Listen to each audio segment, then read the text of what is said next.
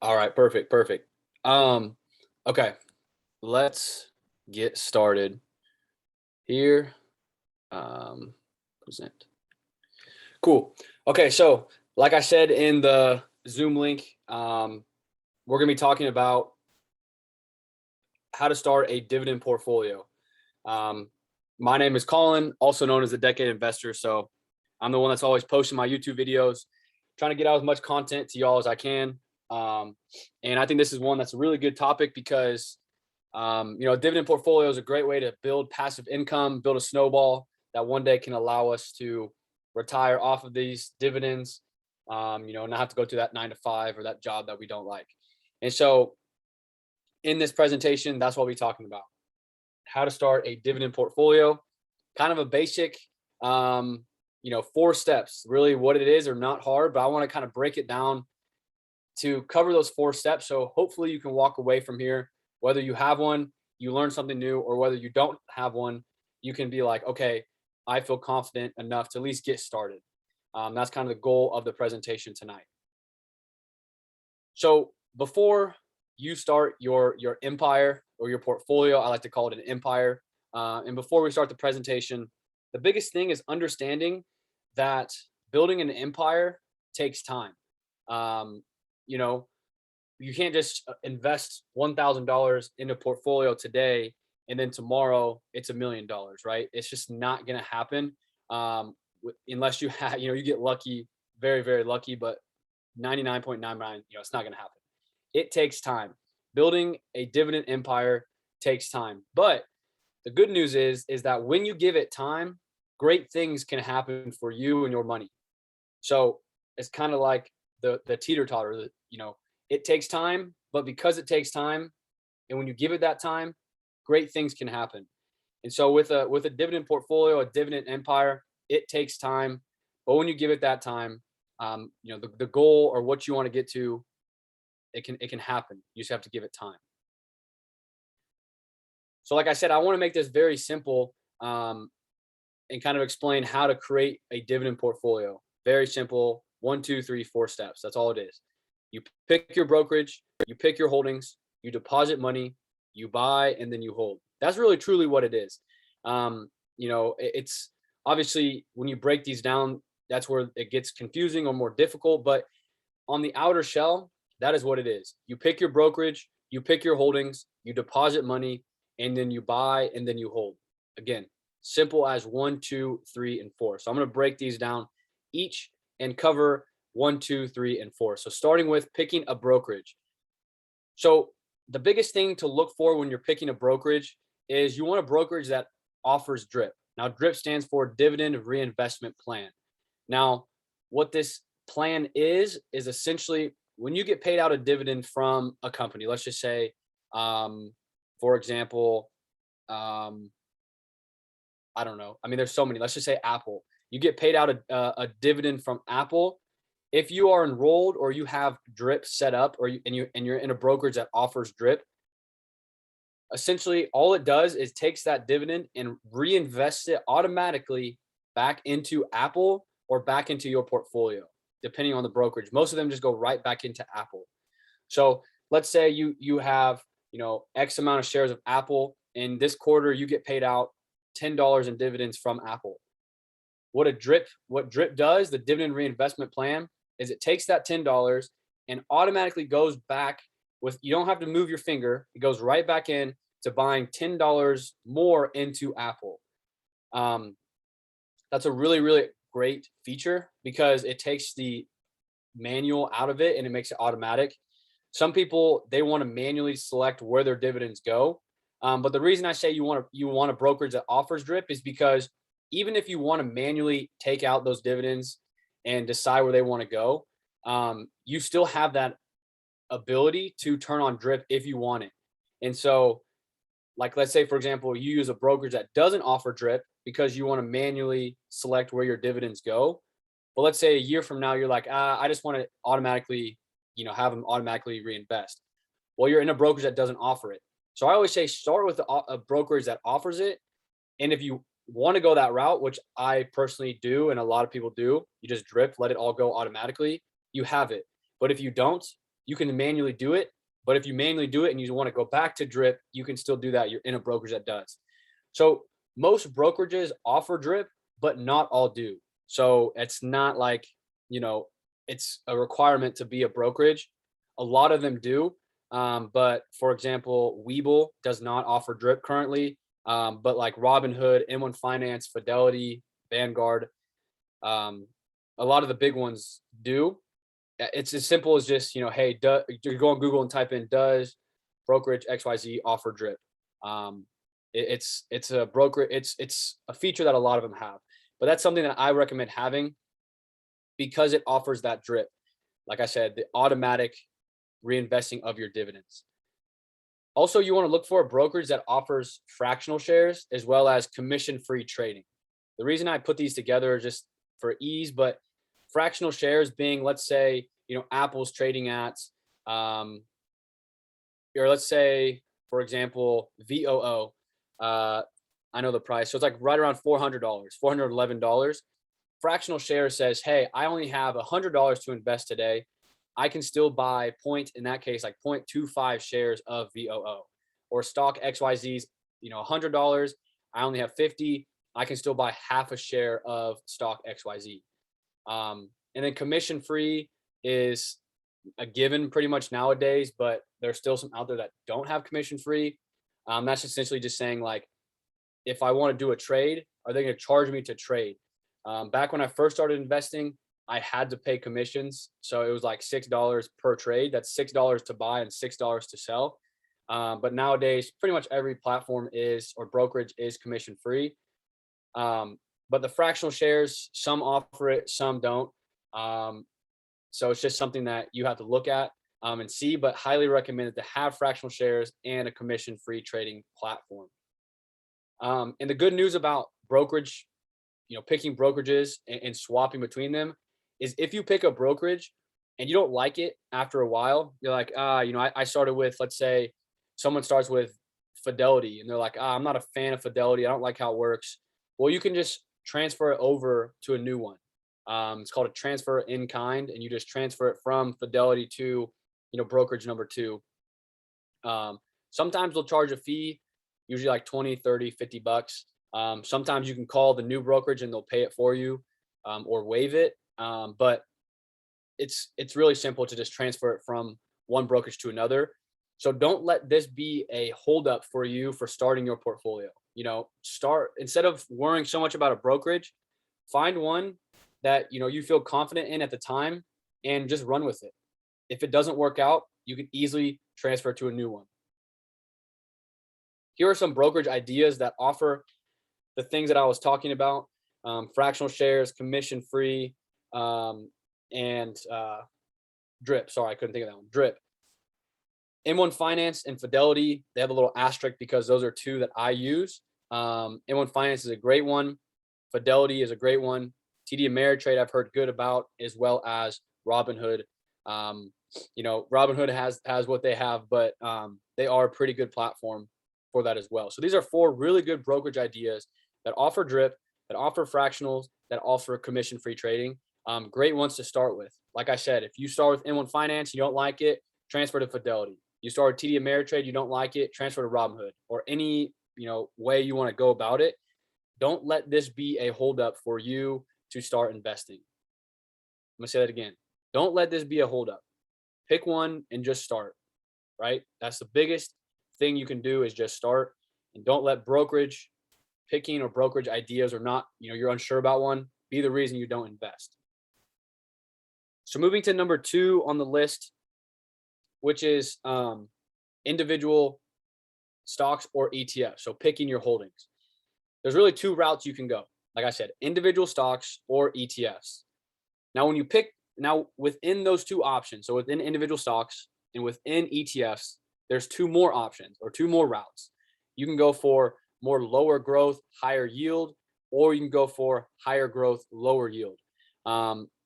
Very rarely would you find a very high growth and a very high yield company. So I like to just keep it simple with, you have usually lower growth, higher yield, or higher growth, lower yield companies. These are really the 2 routes that are great to start with. Personally, I recommend if you're new to start with ETFs. I'll get to that in a second, but these are the two routes you can go. So you can go individual stocks or ETFs, and I'm gonna say and or. You can do a mixture of both. I'll get to that in a second, but and then within those two, you can do two more routes, which is lower growth, higher yield individual stocks, or higher growth, lower yield individual stocks, as well as lower growth, higher yield ETFs, and or lower growth, higher growth, lower yield ETFs. So it's kind of confusing, but that is kind of the basics of picking your holdings within a dividend portfolio. Now, here's some ideas of individual stocks that would kind of fit the mold of lower growth, higher yield. MO, which is Altria, T, which is AT&T, AGNC, Exxon, Chevron, CVX, as well as higher growth, lower yield would be stocks like Apple, Microsoft, Lowe's, Visa, and Target. So those are kind of ideas. Obviously, these are only 10 out of thousands of companies you can invest in, but this is kind of what you're looking at when you see a lower growth, higher yield, or a higher growth, lower yield. It's as simple as going on, Google and looking up the stock and seeing, wow, like Apple is up 400% over the last 5 years, and they pay a dividend yield of like 0.7%. So it's like low yield, but the growth is insane. And you look at like an Exxon or something like that, where the growth is not going to be like that at all, but the yield is way higher than what you're going to get in like an Apple or Microsoft. So they're just kind of some examples of individual stocks that are low growth, high yield, or high growth, lower yield. Now here's ETFs. Some other examples of lower growth, higher yield would be VYM, which is a Vanguard high yield, SCHD, SPHD, and then some higher growth, lower yield would be DGRO, VIG, and SMDV.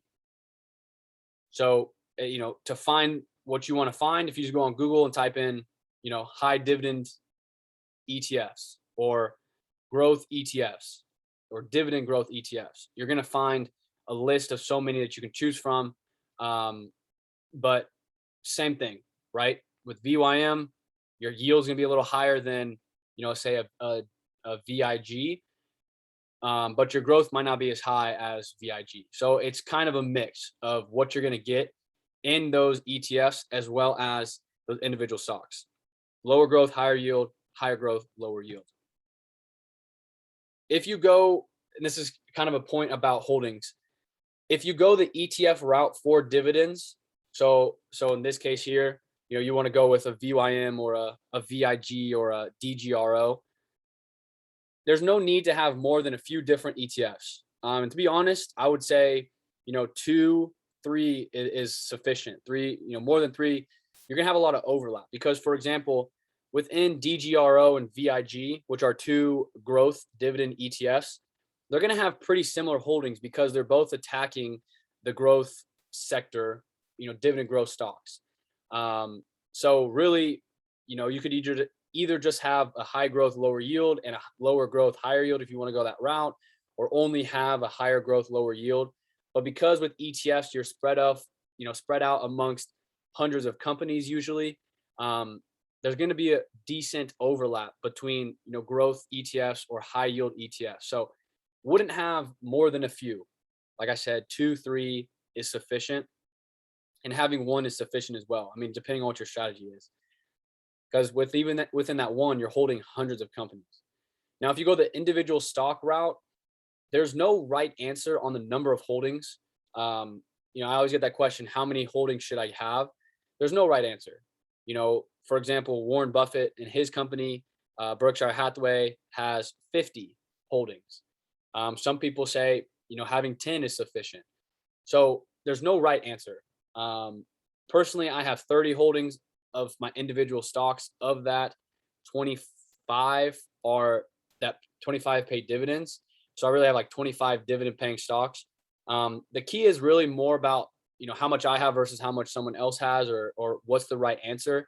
The true answer is you need to pick a number that you are comfortable having and feel like you are diversified over multiple sectors. So let's say you have 10 stocks, right? You want to go with 10, but all 10 of those are in the tech sector, right? Like obviously if you're very bullish on tech, by all means, it's personal finance, you do what you want, but you're not diversified over all multiple sectors. You just have tech. Even though you have 10, it's all 10, tech companies. And so it's more about just making sure that you feel diversified and comfortable with your risk tolerance and over the sectors that you want to be over. And the key here is this: you can always do a mix, right? You can have a couple ETFs with some individual stocks too. There's no right answer on that either. You want to have a high yield ETF with some, lower yield, higher growth individual stocks, vice versa, swap around, whatever you want to do. You can always have a mix. The key is finding a strategy that works best for you. And really just picking holdings that you believe in long term and that you plan to buy and hold forever. I'll get that in a second. But that is really breaking down picking your holdings.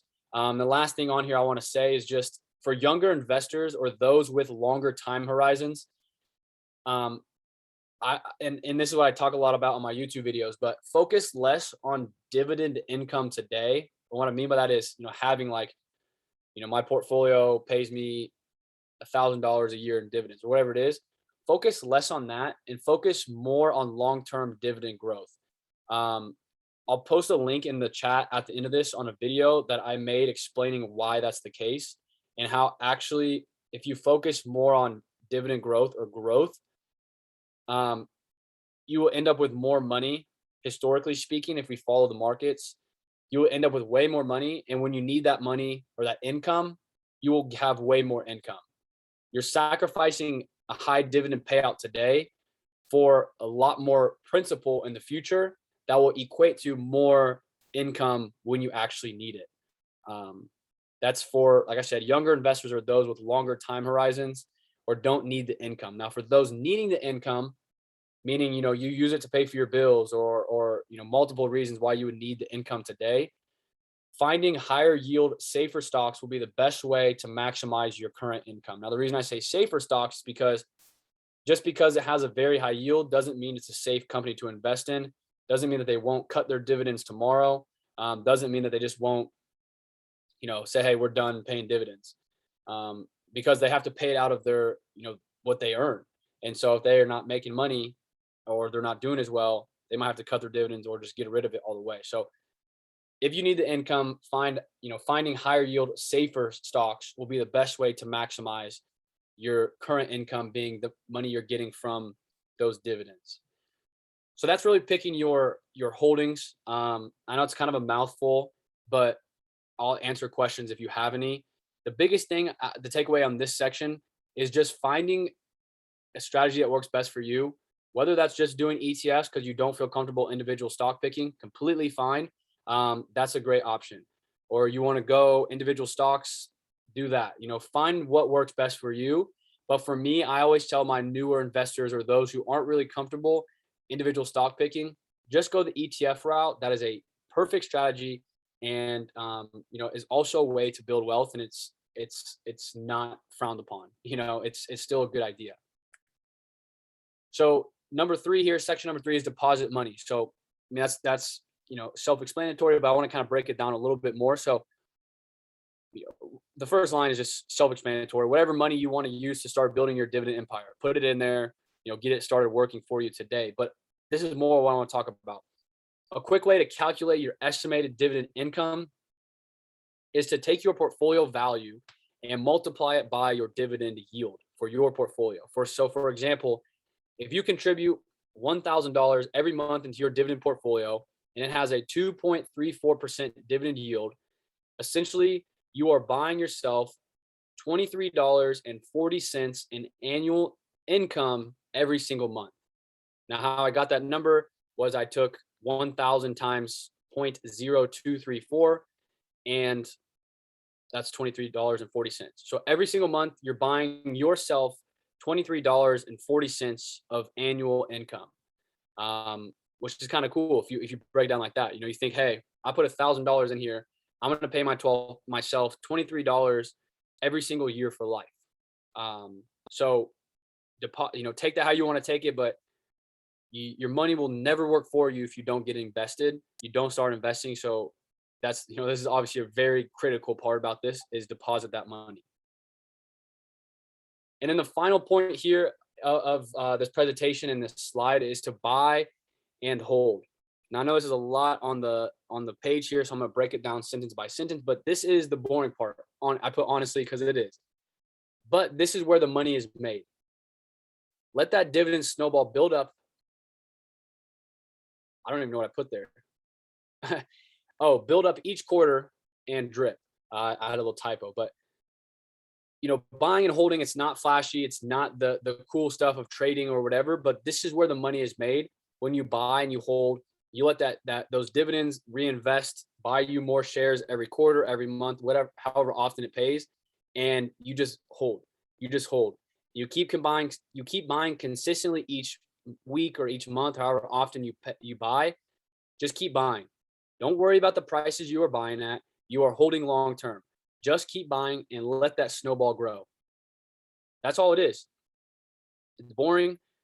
It's not the flashy part, but this is how money is made. We see people, posting on social media, I make X amount a year in dividends, or Warren Buffett's making X amount of dollars every single second on dividends. He just bought and held, right? When you do dividend investing, it's about buying and holding, letting your shares and your money work for you. Those dividends get reinvested back in your portfolio, and then they get reinvested again back into your portfolio the next quarter. And slowly, that's how the snowball builds. And then I just copy and pasted buy and hold, buy and hold, buy and hold. It will pay off. I promise you, it will pay off. It's going to take some time. Like I said at the beginning of the slide, building an empire takes time. It's not flashy in terms of, the time it takes, unless you can invest a very good amount every single month. It will pay off. You have to be patient. When you're patient, when you continually invest, when you buy and you hold, you buy and you hold, you just keep buying, you let that snowball grow. You buy consistently each quarter, each month, each week. You don't worry about prices. You just hold, you just hold, you just hold. That is where the money is made. So you have to be patient. So you couple those four things, right?